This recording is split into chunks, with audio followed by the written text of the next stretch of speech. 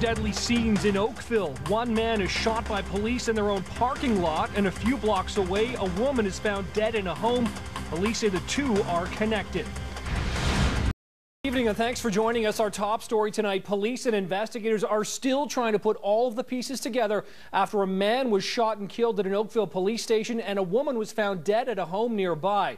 Now, the woman's body was found on Treetop Terrace just off West Oak Trails Boulevard. Police have just identified her as Catherine Newman, but they aren't releasing any further details about her death. All we know is the two scenes may be linked. Now, clearly there is a lot to cover tonight. We have a team of reporters looking into the events as the details continue to unfold even at this hour. Lisa Hefner's live outside the home on Treetop Terrace. Sharon McCulloch's live at the Halton Police Station where the man was shot and killed. And Al Sweeney is live outside the home where it's believed the man lived.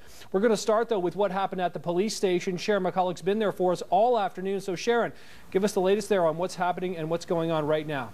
Hi, Nick. Yeah, the SIU is still on the scene here at the police station where they say an altercation took place at around 11:30 this morning between police and a man on the premises. They say a man came onto the parking lot and was creating a disturbance, so much to the point where police came out and had an altercation with the gentleman. And at that point, things escalated to the point where police shot the man. Now, we're not sure how many shots were fired or even how many officers were actually involved in this altercation.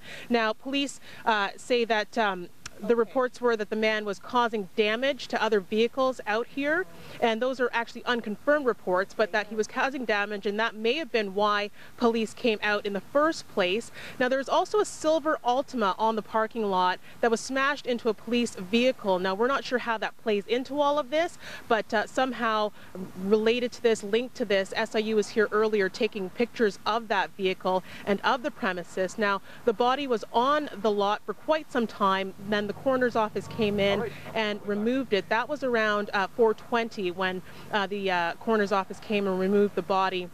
Now, again, we spoke with police earlier today, and they had very few details that they were giving us. I spoke with Sergeant Dave Cross from the Halton Regional Police, and here's what he had to say about what took place today. Sometime just prior to 11:35 this morning, an unidentified male entered our parking lot here at Halton Regional Police Service Number 2 District, which is located at 95 Oak Walk Drive in Oakville. At that time, an interaction occurred between this individual and some of our uniform officers. Unfortunately, as a result of that incident, the male sustained injuries that necessitated the notification of the Ontario Special Investigations Unit. They have invoked their mandate and they are on scene at this moment conducting their investigation. The only other thing is no officers were harmed as a result of this incident. Now, as you heard, no officers were hurt in that altercation that took place. The SIU still here on the scene investigating what took place earlier today. Information still pretty slim, but what we do know is that a man was involved. We do not have his name or his age or even the exact location where he's from or why he was even here on the premises to begin with. But we do know that a man was shot and killed by Halton Police. Not sure the number, but he was killed earlier today, and that's what we know at this point. Nick? All right, Sharon, just quickly, I know you said the body was removed a couple of hours ago, but what about anything else that the police were investigating? Has anything else been taken away from behind that police tape? Well, really, they've been guarding the scene pretty intensely. As I said, the body was removed a little bit after 4, and police were looking at that vehicle, the Nissan Altima, and taking pictures of that. And there were reports that there was another vehicle on the lot that was removed from visibility from where we were. That's what we were told. There was another vehicle that was nearby and that police were investigating that, but we weren't actually, we weren't able to see that vehicle. They were just unconfirmed reports that that was involved. And then again, the actual scene itself, when we arrived, there were police photographers on the actual roof of the station taking pictures of the scene and obviously trying to get as much information as possible. Of course, anytime something like this happens, but obviously police involved in this and the SIU being brought in. So, yeah, that's what we know at this point, Nick. All right, thanks a lot, Sharon. We'll let you check back in, and we'll check back with you a little bit later on. Let's turn now to the house where it's believed the man shot and killed by police lived now.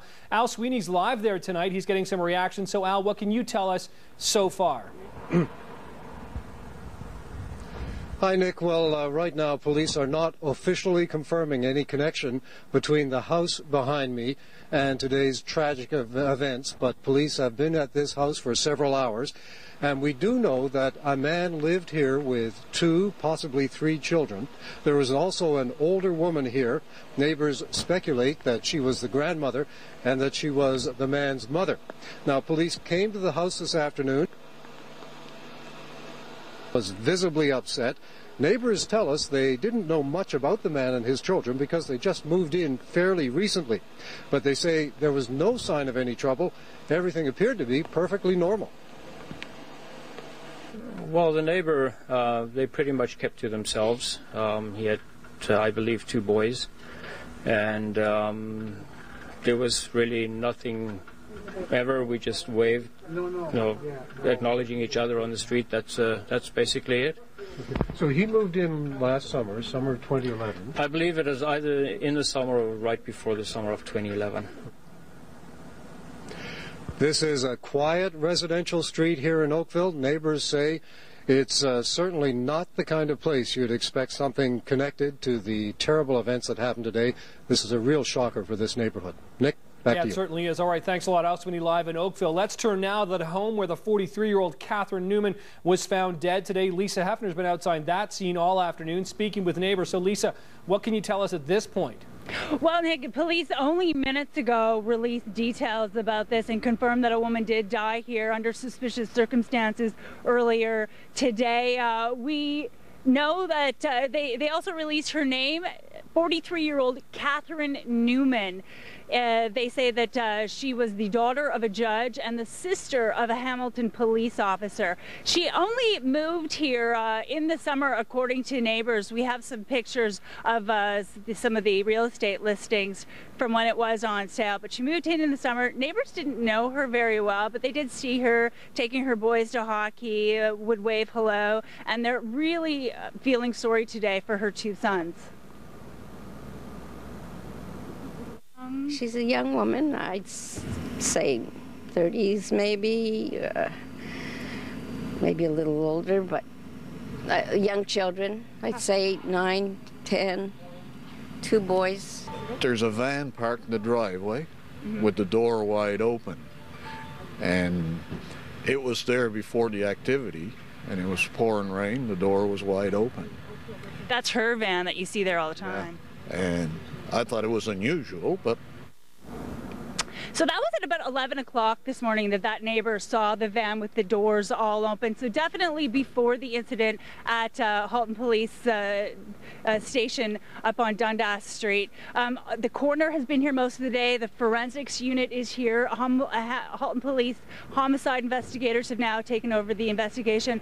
There were also at least 1 elementary school was locked down for a time, at least 15 minutes today. That may also be connected. We know that the woman's 2 sons would have been at school at the time. Nick? All right, thanks a lot, Lisa Hefner in Oakville. We'll check back in with you a little bit later on, too.